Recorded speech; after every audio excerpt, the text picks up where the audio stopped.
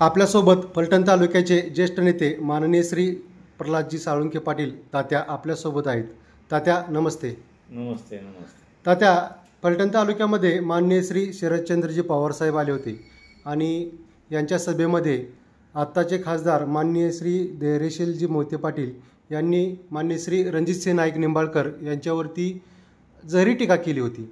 आणि या टीकेलाच आपल्या फलटण तालुक्याचे नेते असतील माननीय श्री अनुपजी शहा यांनी अतिशय खालच्या पातळीवरती यांच्यावरती टीका केली होती. तर कुठेतरी राजकारणाचा स्तर खाली जातोय किंवा टीका ही थोडी खालच्या लेवलला जाते असं आपल्याला वाटतं का? ही वस्तुस्थिती आहे. पण एका बाजूनं जर ह्या पातळीवरचं जर धैर्यशील मोहिते यांनी अन्य खासदार असणाऱ्या माणसानं जर या खालच्या पातळीवर टीका केली म्हणजे त्या बाबतीत नोंद घेण्यासारखे असंही काही नाही. पण त्याला अनुप शहाकडून जे दिलेलं उत्तर ते योग्यच म्हणावं लागेल ना. ज्या भाषेत टीका होते त्या भाषेचं उत्तर हे दिलं जातंच की. त्यामुळे यात विशेष अनुप शहानं जी टीका केली त्याला काही विशेष फार मोठं चुकीचं आहे असं काय म्हणता येणार नाही. परंतु दोन्ही बाजूनं टीका ही अग्रेसिव्हली केली जाते, आक्रमकपणे केली जाते.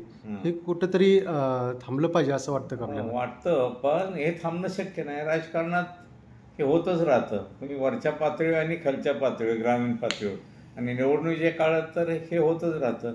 प्रत्येक सामान्य कार्यकर्त्यापासून वरिष्ठ नेत्यापर्यंत ही बंधनं पाळली गेली पाहिजेत. परंतु ते अशक्य आहे. बोलण्याच्या ओघात आणि जसजशी निवडणुकीची धार वाढत जाते, जसजशी निवडणूक जवळ येते तसं कार्यकर्त्यांच्या मध्ये उत्साह, अतिउत्साह वाढत जातो आणि त्यामुळं हे होतच राहतं. त्याला काय म्हणजे ठरवून कुणी काय केलं नाही. पण जरी आरे म्हणलं की कार्याची भाषा येत राहणार. एका बाजूनं जाहीर टीका झाली तर त्याच्यापेक्षा दुप्पट भाषेत दुसऱ्या बाजूनं जाहीर टीका हे होतच राहते.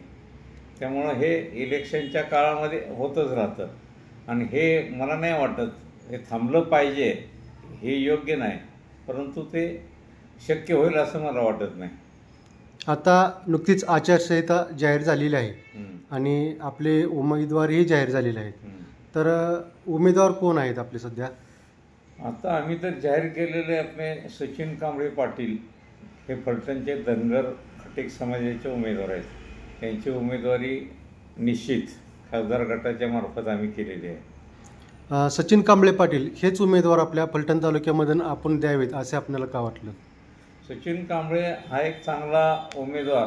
आत्ता जर बघितलं तर नम्रता, निर्व्यसनी आणि सगळ्यांशी कार्यकर्त्याच्यामध्ये सुसंवाद साधणारा असा एक नवीन तरुण तडफदार असा कार्यकर्ता आहे. म्हणून तो उमेदवार आम्हाला योग्य वाटला. विकासाची कामंसुद्धा त्यांच्याकडून चांगल्या पद्धतीनं होतील असं वाटतं आपल्याला? निश्चितपणे. कारण आमच्यासारखे म्हणजे खासदार त्यांच्या पाठीचे असणार आहेत, मी स्वतः पाठीचे असणार आहेत आणि संपूर्ण भाजपची ताकद या सचिन कांबळेच्या पाठीमागं असल्यामुळं विकास कामं करायला कुठल्याही प्रकारची अडचण येणार नाही आणि सचिन कांबळे कुठे विकास कामात कमी पडतील असं मला वाटत नाही. तात्या, आता सध्या आपले प्रचाराचे मुद्दे काय असतील? आता आचारसंहिता चालू आहे आणि आता प्रचाराचे मुद्दे काय असतील आपले? प्रचाराच्या मुद्द्यावर आमचा एकच भर असणार आहे. विरोधकांनी गेल्या 25-30 वर्ष एक हाती सत्ता असताना केलेला विकास आणि गेल्या 5 वर्षात रणजितसिंह नाईक निंबाळकर खासदार झाल्यानंतर आणि त्यातीलही फक्त 2-2.5 वर्षाचाच कार्यकाळ त्यांना काम करण्यात मिळणार. 2-2.5 वर्षे पहिली करोना वगैरे याच्यात गेल्यामुळं आणि सरकारविरोधी असल्यामुळं 2.5 वर्षात त्या खासदारकीच्या माध्यमातून केलेलं काम 2-2.5 वर्षात ह्याची तुलना आम्ही फक्त लोकांच्या समोर ही तुलना घेऊन जाणार आहे. 30 वर्षात आत्ताचे सत्ताधाऱ्यांनी आणि आत्ताचे आमचे विरोधक यांनी केलेलं काम आणि सत्तेत गेल्यानंतर केवळ 2.5 वर्षात खासदारकीच्या माध्यमातून रणजितसिंह नाईक निंबाळकरांनी याने केलेलं काम, हे 2 मुद्देच आमचे प्रमुख राहणार आहेत. लोकांना ह्या 30 वर्षाच्या काळात झालेली कामं आणि 2.5 वर्षात झालेल्या कामात यामधला फरक आणि बदल हे लोकांचं घेऊन आम्ही समोर जाणार आहोत. नक्कीच हा बदल आपल्या माध्यमातून होईल. परंतु आता इथून पुढं विकासाचे काय मुद्दे असतील आणि कशा पद्धतीनं आपला विकास आपण साध्य करणार, काय सांगू शकता? खासदारकीच्या 2.5 वर्षाच्या काळात अनेक मोठ्या प्रकल्पांना खासदार रणजित नाईक निंबाळकर यांच्या माध्यमातून मंजुरी मिळालेली.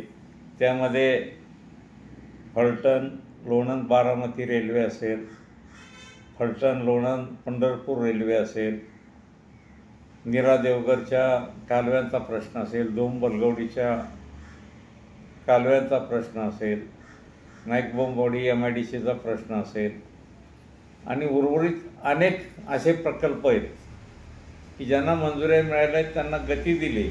परंतु भविष्य काळात हे उर्वरित काम सगळी ताकद लावून पूर्णत्वाकडं कसे जातील याला पहिलं प्राधान्य देण्यात येईल.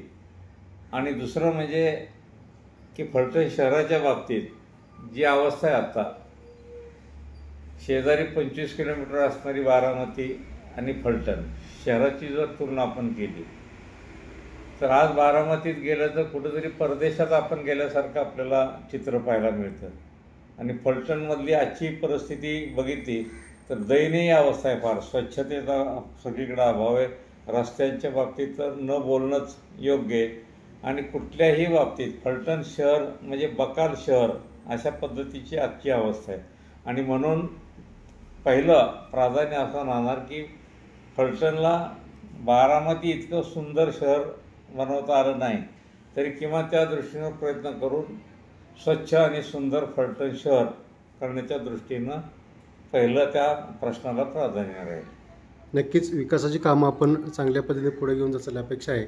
परंतु तात्या, आता आपण पाहिलं पाठीमागं की कमिन्स कंपनी आपल्या शेजारी आहे आणि या कमिन्स कंपनीवरती आपले अनेक कार्यकर्ते असतील, माननीय श्री रणजितसिंह नाईक निंबाळकर यांचे सर्व कार्यकर्ते असतील, हे आपल्या कमिन्स कंपनीवरती मोर्चा घेऊन गेले होते. आणि मोर्चा घेऊन गेले असताना तिथं पैसे 10,000 रुपये घेऊन कोणाकडून काय तिथं गटोळं बांधलं होतं, आपण सर्वांनी ते पाहिलं. परंतु साखरवाडीच्या सभेमध्ये माननीय श्रीमंत रामराजे असतील, श्रीमंत संजूराजे नाईक निंबाळकर असतील, यांनी प्रश्न विचारला होता की तुम्हाला कमीज बंद पाडायची आहे का. मग असं असताना आपण कमीज कंपनीवरती का मोर्चे घेऊन जाता? कमीज बंद पाडायचा प्रश्नच यायचा नाही. यांचं म्हणणं, त्याचा उद्देश होता या लोकांची दलाली बंद पडू नये याच्यासाठी हा खटाटोप. ही वस्तुस्थिती तर मोर्चाच्या दिवशी सगळ्या तालुक्यातील कमीच्या कामगारांना की तालुक्यातील सर्वसामान्य लोकांच्या लक्षात आलेली आहे. कमीज कंपनी ज्या कॉन्ट्रॅक्टरांना 23,000 ते 25,000 रुपये एका पर हेड पगार अदा करतं आणि कॉन्ट्रॅक्टकडून या त्यांच्यामार्फत घेतलेल्या लोकांना 12, 13 ते 15 जास्तीत 15,000वरतीच फक्त आजपर्यंत बोलवण केली जाते. आणि 100% हे तर सिद्ध पुराव्यानिशी झालेलं आहे की प्रत्येक कामगारामागं कॉन्ट्रॅक्टरला 8 ते 10,000 रुपये हे राहतात. आणि मग हे कॉन्ट्रॅक्टर कोण? हे ह्यांच्याशी संलग्न सगळे कॉन्ट्रॅक्टर आहेत. म्हणजे जे खासदारांनी जे आंदोलन केलं आणि त्या आंदोलनात जे मुद्दे मांडले ते काही चुकीचे नाहीत आणि अयोग्य नाहीत. मी महिन्याला किती 400-500 जर कामगार एका कॉन्ट्रॅक्टर मागे असल्याने प्रत्येक कामगारांच्या पाठीमागं 8 ते 10,000 रुपये जर ह्यांना शिल्लक राहत असतील तर किती मोठी रक्कम होते. आणि हा मर्यादा कोण खातं याच्यासाठी हा मोर्चा वगैरे हे होता. आणि एकच उद्देश होता की सर्वसामान्य गोरगरीब कामगारांना कंपनी जेवढे पैसे देते ते संपूर्ण रक्कम कामगारांना अदा व्हावी हा उद्देश. आणि कंपनीची माझ्या माहितीप्रमाणे जी माहिती मला आहे ती एक पर हेड कंपनी जी रक्कम अदा करते त्याच्याशिवाय कॉन्ट्रॅक्टरला पर हेड जे कमिशन असतं त्यांचं जे पर हेड जे ठरलेलं असेल ते वेगळं अदा केलं जातं. आणि म्हणून याच्यासाठी हा मोर्चा की सर्वसामान्य कामगारांना कंपनीच्या रोलप्रमाणे जेवढे कंपनी देते ते 100% पैसे मिळावेत आणि त्यांच्यावर अन्याय होऊ नये हा त्या मोर्चा पाठीमागचा उद्देश होता. आणि या मोर्चाच्या माध्यमातून तेवढंच एकच कंपनीला सांगायचं होतं की पगार कंपनीचा, कामगार कॉन्ट्रॅक्टरचे, आणि या माध्यमातून प्रत्येक निवडणुकीच्यामध्ये सत्ताधारी पक्षांच्याकडून दबावाचं राजकारण मोठं केलं जात होतं. मी ह्याच्याच माध्यमात तुम्ही आमचं काम करा, आम्हाला मतं द्या, नाहीतर तुम्हाला कमिशनमधनं कामावरून काढून टाकावं जातं. हे थांबवण्यासाठी खरं म्हणजे ह्या मोर्चाचं नियोजन केलं होतं. तात्या, आज अनेक कामगार आहेत, आपण पाहतोय की 6 महिन्यानंतर या कामगारांना ब्रेक दिला जातो आणि 6 महिन्यानंतर आपल्या स्थानिक भूमिपुत्र असतील यांना घरी बसवलं जाते आपण पाहतोय. तर त्यानंतर सामान्यतः त्या युवकांचा पेन्शनचा एक खूप मोठा गंभीर प्रश्न येतोय. मी कालच पाहिलं की आपल्या शेजारच्या गावातील एक व्यक्ती कोल्हापूरला जवळजवळ आज 4 ते 5 हेलपाटे घालतोय. त्या व्यक्तीला पेन्शन भेटत नाही, पी एफ मिळालं पण पेन्शन भेटत नाही. अशी काय अडचणी आहेत, यासाठी काय आपल्याला करता येईल? नाही, त्या बाबतीत ते कंपनीचं चुकीचं आहे असं मी म्हणणार नाही. तर कंपनीच्या नियमाप्रमाणे, रोलप्रमाणे कंपनीची जी स्ट्रेंथ असते कमीज कंपनीची परमनंट कामगारांची वगैरे ती पूर्ण झालेली आहे. आता त्यांना आवश्यक असेल ते 500, 100, 200, 300 कामगार ते टेम्पररी बेसवर म्हणजे 6-6 महिन्याच्या कालावधीसाठीच घेतात.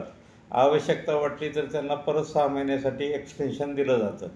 पण ते झाल्यानंतर, पूर्ण झाल्यानंतर त्या कामगारांना ब्रेक दिला जातो आणि त्याच्या जागी नवीन कामगार घेतले जातात की जेणेकरून हा कायदेशीर त्यांना अडचण येऊ नये म्हणून. कारण त्यांना जी आवश्यक असणारी कामगारांची भरती त्यांनी पूर्ण केलेली आहे. आणि मग कालांतरानं जर ज्यावेळेला वेकन्सी किंवा त्यांना परमनंट कामगारांची आवश्यकता भासेल त्यावेळेला ह्या कामगारांचा विचार केला जातो. त्यामुळं त्यात चुकीचं काय असं मी म्हणणार नाही. तात्या, आता फलटण तालुक्यातील स्थानिक भूमिपुत्र आहेत, यांना प्राधान्याने नोकरी मिळावी, इथं काम मिळावं, यासाठी आपल्याला काय करता येईल असं काय वाटतं आपल्याला? नाही, आता प्राधान्य MIDC आणखीन नियमच आहेत शासनाचे. भूमिपुत्रांना काम मिळालं पाहिजे आणि परवाच्या मोर्चाचा ह्या उद्देश तो होताच तिथं. पण आज कमीचं जर बघितलं तर फार बराढ्य मोठं विस्तृत प्रमाणात कंपनी ही झाली. कंपनीमध्ये माझ्या माहितीप्रमाणे 3000पेक्षा जास्त कामगार आहेत. आणि ते एकाच नाही, पण ते पुणे जिल्ह्यातले आहेत, सातारा जिल्ह्यातले आहेत, बारामतीवरून येतात, काय माळशिरसवरून येतात.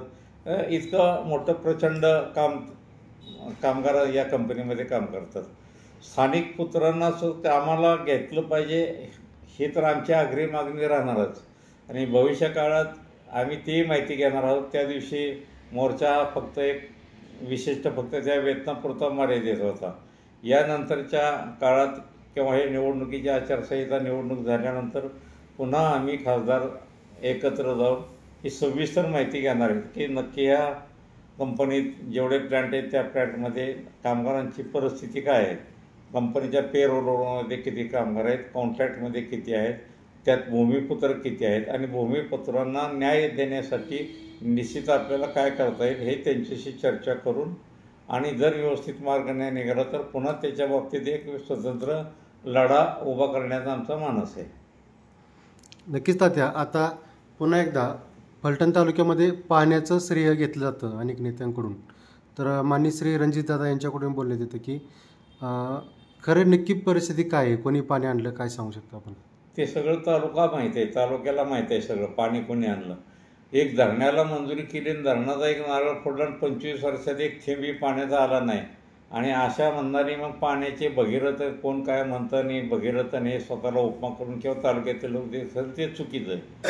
25 वर्षापूर्वी मंजूर झालेल्या धरणाचं एक थेंबही किंवा 1 किलोमीटरही कालवा न होता या खासदारकीच्या 2.5 वर्षाच्या काळात हजारो लाखो कोटी रुपयाचा निधी खासदारांनी आणून या नेरा देवगरच्या बाबतीत केंद्र शासनाच्या त्यात सहभाग करून घेऊन माझ्या माहितीप्रमाणे 1-1.5 का 2,000 1400 कोटी रुपयाची काहीतरी निधी त्यांनी केंद्र सरकारकडून सुद्धा आणला होता. मंजूर धरणं झाली, मग त्यामध्ये अनेक लोकांचा समावेश, चिमणराव कदमांचा त्यात समावेश आहे, हिंदूराव नाईक निंबाळकरने प्रयत्न केले, कैलासवासी सुभाष शिंदेने प्रयत्न केले होते, अनेक रती महारथींनी हे धोम बलकोड्यांनी नीरा देवगरसाठी प्रयत्न केले नव्हते. एका कोणालाही त्याचं श्रेय घेता येणार नाही माझ्या माहितीप्रमाणे. आणि श्रीमंत रामराजे यांचंही योगदान त्यामध्ये जरी असलं तरी ते फक्त मंजुरीपुरतं मर्यादित राहील, पुढं काही झालंच नाही. जे पुढच्या ज्या खऱ्या प्रक्रिया होणं गरजेचं होतं त्या सगळ्या प्रक्रिया, मी कालव्याची कामं सुरू करणं, त्याच्यासाठी निधी उपलब्ध करणं आणि प्रत्यक्ष ते पाणी शेतकऱ्यांच्या बांधापर्यंत पोहोचवण्याचं काम खासदार रणजितसिंह नाईक निंबाळकर यांनी खऱ्या अर्थानं केलं आहे. म्हणून पाण्याचं श्रेय खऱ्या अर्थानं रणजितसिंह नाईक निंबाळकर यांनाच जातं. तात्या, खरं आपण पाहतोय की अनेक विधानसभा होऊन गेल्या, लोकसभा होऊन गेल्या निवडणुका, अनेक लोकसभा विधानसभामध्ये प्रचार सभेमध्ये सुद्धा सांगितलं जातं की शेतकऱ्यांना आपण दिवसा वीज देऊ, परंतु प्रत्यक्षात असं होताना दिसत नाही. तर आपण काय करू शकता की शेतकऱ्याला दिवसा वीज भेटेल यासाठी काय करता येईल आपल्याला? नाही, त्यामुळं आपण वैयक्तिक आपल्या पातळीवर किंवा स्थानिक पातळीवर कुणीच काय करू शकत नाही.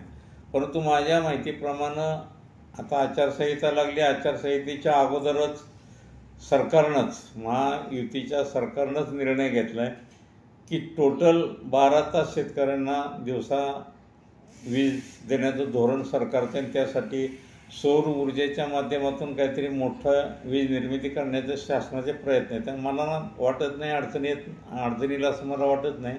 भविष्य काळात निश्चितपणे शेतकऱ्यांना या युतीच्या शासनाकडून जे सत्तेत आले तर दिवसा वीज देण्याच्या बाबतीत कुठली अडचणीला असं मला वाटत नाही. धन्यवाद तात्या. 7ती न्यूज MH11 या यूट्यूब चॅनलशी आपण सविस्तरपणे बोललात आणि आपला वेळ दिला त्याबद्दल आपल्या 7ती न्यूजच्या माध्यमातून खूप खूप आभार. धन्यवाद. नमस्कार.